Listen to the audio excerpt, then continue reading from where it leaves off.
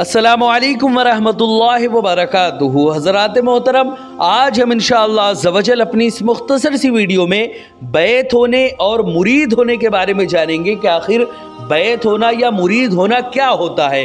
क्या बैत होना ज़रूरी है या फिर कोई इंसान अगर ना होना चाहे तो उसमें कोई हर्ज नहीं। इन्हीं सब बातों के बारे में आज हम जानेंगे। साथ ही साथ ये भी जानेंगे कि आखिर बैत किससे हुआ जाए।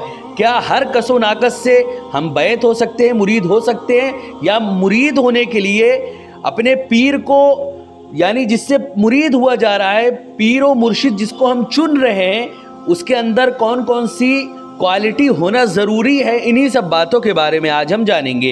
वीडियो पसंद आए तो वीडियो को लाइक करें, शेयर करें, और अगर हमारे मोहम्मदी चैनल पर नए आए हो तो इसे ज़रूर सब्सक्राइब करके बेल आइकन को भी ज़रूर दबाएं ताकि इस तरह की तमाम इन्फॉर्मेटिव वीडियोज़ आप तक ज़रूर पहुँचे। हज़रात मोहतरम, जैसे कि आप लोगों को मालूम है कि हम इसी तरह दावत व तबलीग और दीन के काम को बराबर अंजाम दे रहे हैं। इसी मकसद के पेश नज़र हमने एक मदरसा और एक जामा मस्जिद की बाज़ाब्ता बुनियाद डाली है। आप में से कोई भी अगर हमारे मदरसे, मस्जिद या दीन के काम में डोनेट करना चाहे और हमें सपोर्ट करना चाहे तो ज़कात, सदका, फितरा, अतिया, हदिया या किसी भी तरह का डोनेशन आप हमारे मदरसे, मस्जिद या दीन के काम में देना चाहें तो गूगल पे के ज़रिए, पेटीएम के ज़रिए, बैंक अकाउंट के ज़रिए या वेस्टर्न यूनियन के थ्रू, जिसके ज़रिए भी अल्लाह के रास्ते में आप डोनेट करना चाहें आप डोनेट कर सकते हैं। इनके नंबर और लिंक इस वीडियो की स्क्रीन और डिस्क्रिप्शन में है। आप जाएँ और जो भी अल्लाह के रास्ते में डोनेट करना चाहें आप डोनेट कर सकते हैं। हज़रात मोहतरम, अल्लाह रब्बुल इज़्ज़त ने कुरान मुक़द्दस में वाज़ेह लफ्ज़ों में फरमाया, या अय्युहल्लज़ीना आमनुत्तक़ुल्लाह वकूनू मअस्सादिक़ीन, ऐ ईमान वालो अल्लाह से डरो और सच्चों के साथ हो जाओ। हज़रात मोहतरम, ये सच्चों के साथ होने का मतलब आखिर क्या है, उसे आप ज़रा समाअत करें। सच्चों के साथ होने का मतलब ये है कि किसी अल्लाह वालों के हाथ में, किसी भी अल्लाह वाले के हाथ में अपने हाथों को देकर अपने खाने दिल को मुनव्वर व मुजल्ला करो, अपने आप को उसके हवाले कर दो, फिर जो वो कहे वो करो, जिस चीज़ से वो रोके उससे रुक जाओ, फिर उसके हर हुक्म पर अपने सर को खम करते हुए नजर आओ। ये होता है अपने आप को किसी अल्लाह वालों के हाथों सुपुर्द करना, अल्लाह वालों के साथ होना, चूँकि अल्लाह रब्बुल इज़्ज़त का ये हुक्म है। हज़रात मोहतरम, आखिर ये बैत होता क्या है? बैत जो है एक अरबी लफ्ज़ है जो कि बै से बना है, जिसका माना है फ़रोख्त करना, बेचना।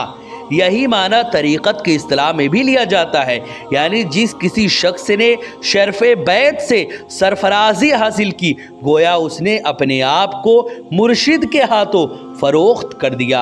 यहाँ फ़रोख्त होने से मुराद ये है कि मुरीद ने अपनी नफसानी ख्वाहिशात को अपने पीर के हाथों बेच दिया। अब जो उसका मुर्शिद चाहेगा, जो उसका पीर कहेगा वही करना है। उसकी अपनी ख्वाहिशात का उसमें कोई भी अब दखल नहीं है। उसके साथ दिल में ये यकीन भी बैठ जाए कि मुर्शिद वही करने के लिए कहेगा जिसमें अल्लाह और रसूल की मर्ज़ी होगी, जिसमें अल्लाह रब्बुल इज़्ज़त और प्यारे आका सल्लल्लाहु अलैहि वसल्लम की रज़ा शामिल होगी। हज़रात मोहतरम, बाज़ लोग कहते हैं कि पीर व मुर्शिद की आखिर क्या ज़रूरत है? क्या हिदायत के लिए पैगंबर काफ़ी नहीं है, हमारे नबी काफ़ी नहीं है? अब पीर व मुर्शिद की आखिर क्या ज़रूरत है? कुछ लोग ये कहते हुए नज़र आते हैं। अब ज़रा उनके बारे में भी आप समझे।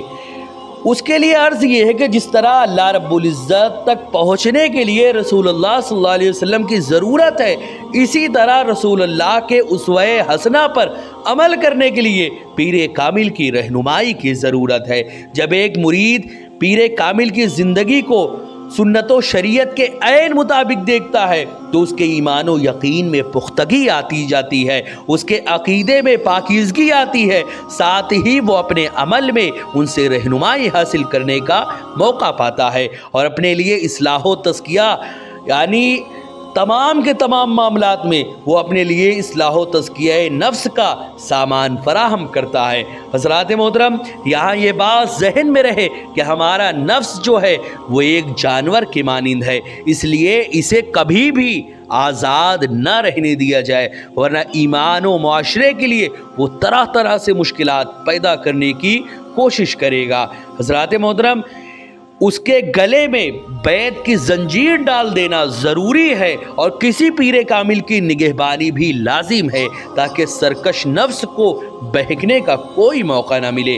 حضرات محترم، عصر حاضر میں جبکہ ہر طرف تاریکی پھیلی ہوئی ہے، ایسے میں اگر انسان چاہتا ہے کہ ان احکام کے تابع ہو جائے جو قرآن و حدیث کے مطابق ہو، تو یہ اسی وقت ممکن ہے جب کسی پیر کامل کا دامن تھام لیا جائے اور ان کا احترام و عظمت اپنے دل میں رچا بسا لیا جائے۔ حضرات محترم، شیخ ابو سعید شاہ احسان اللہ محمدی ادام اللہ ظلہ علینا مثنوی نغمات الاسرار میں فرماتے ہیں، جس سے وہ روکے تو رک جا با خدا، یعنی جب اپنے آپ کو کسی اللہ والے کے ہاتھوں میں تم نے دے دیا تو اب اپنی مرضی مت چلاؤ، بلکہ تم اپنے اندر سے یہ کہتے ہوئے نظر آؤ کہ جس سے وہ روکے، وہ شیخ تم کو جس چیز سے روکے اس سے رک جاؤ۔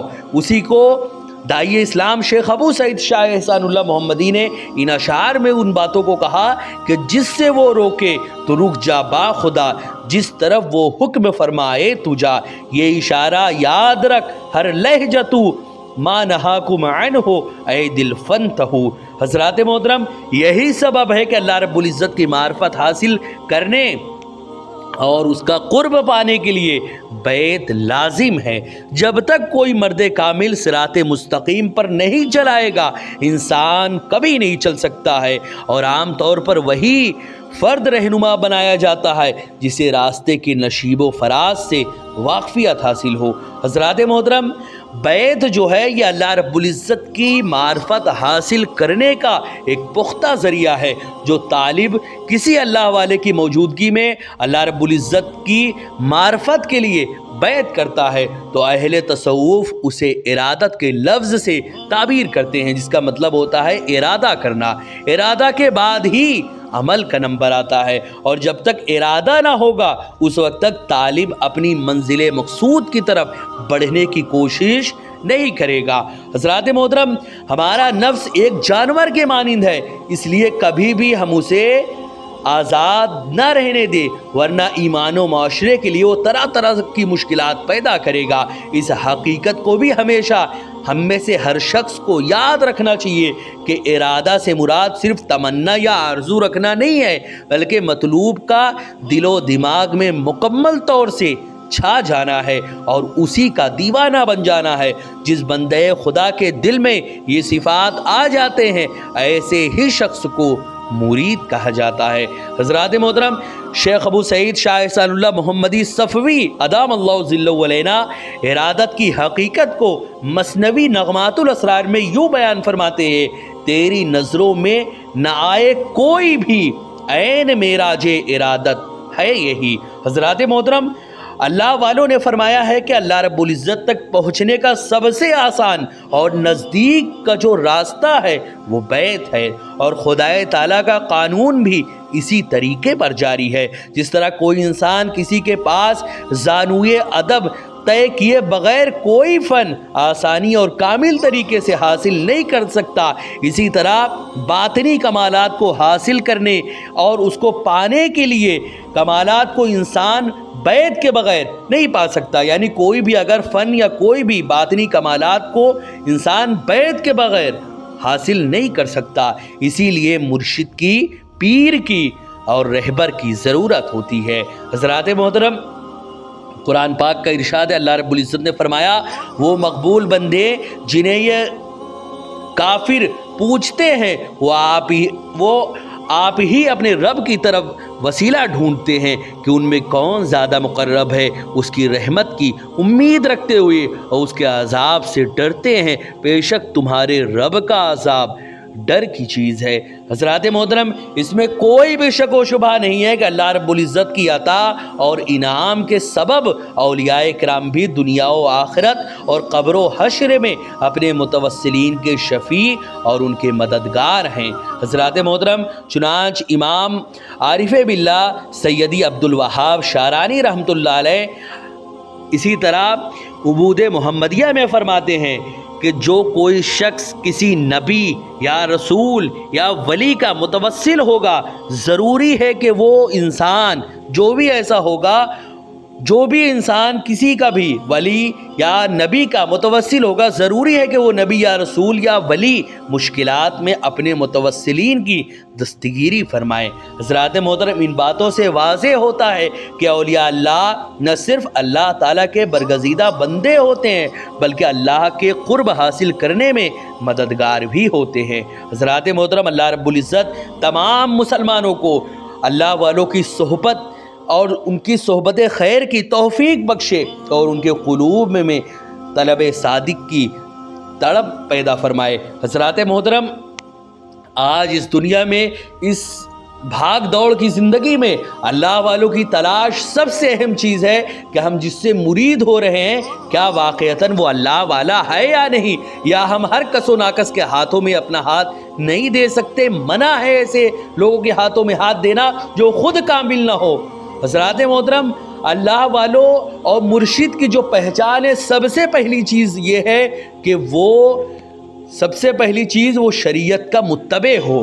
کوئی انسان جو نماز کو چھوڑ رہا ہے، کوئی انسان جو روزہ کو چھوڑ رہا ہے اور شریعت کے تمام اللہ اور رسول کے فرمان کو ترک کر رہا ہے اور وہ پیر بنا بیٹھا ہے، تو وہ پیر نہیں بلکہ پیر کی شکل میں شیطان ہے، اس کے قریب بھی مت جائیں۔ ساتھ ہی ساتھ کوئی نماز روزہ تو خوب کر رہا ہے لیکن علم کے نام سے ذرہ برابر اس کے اندر کچھ نہیں ہے۔ ایک جاہل ہے جو پیر بنا بیٹھا ہے، نماز روزہ تو کر رہا ہے لیکن علم کا نام و نشاں اس کے اندر نہیں ہے۔ حضرات محترم، پیر کے لیے یہ ضروری ہے کہ اس کو اتنا علم ہو کہ وہ شریعت سے اپنے ضروری مسائل جو پیش آمدہ مسائل ہیں ان کو شریعت سے بغیر کسی اس کے وہ خود سے وہاں سے اخذ کر سکے۔ ایسا اتنا علم اس کے پاس ضرور ہو۔ ایک عالم ہونا یہ ضروری نہیں ہے لیکن اس کے لیے جو فرائض علم ہے اس کے اندر ہونا ضروری ہے۔ فرائض کے ساتھ ساتھ اس کو اتنا وہ علم ہونا ضروری ہے کہ شریعت سے وہ قرآن و حدیث سے ان پیش آمدہ مسائل کو اخذ کر سکے جو کہ روزمرہ کے زندگی میں پیش آتے ہیں۔ حضرات محترم، انشاءاللہ عز و جل نیکسٹ ویڈیو میں ہم اسی طرح کی انفارمیٹیو ویڈیوز آپ کے سامنے لاتے رہیں گے۔ ویڈیو پسند آئے تو ویڈیو کو لائک کریں، شیئر کریں اور اگر ہمارے محمدی چینل پر نئے آئے ہوں تو اسے ضرور سبسکرائب کر کے بیل آئیکن کو بھی ضرور دبائیں۔ نیکسٹ ایپیسوڈ، نیکسٹ ویڈیو انشاءاللہ ہم تعلیم کے مقصد کے بارے میں جانیں گے کہ آخر انسان علم حاصل کرتا ہے تو آخر اس کا مقصد کیا ہونا چاہیے، انہی سب باتوں کے بارے میں ہم جانیں گے۔ ویڈیو پسند آئے تو ویڈیو کو لائک کریں اور شیئر کریں۔ حضرات محترم، آپ سے گزارش ہے کہ ہمارے چینل پر جتنی بھی ویڈیوز ہیں خود بھی دیکھیں اور اپنے دوستوں احباب تک بھی اسے ضرور شیئر کریں۔ السلام علیکم ورحمۃ اللہ وبرکاتہ۔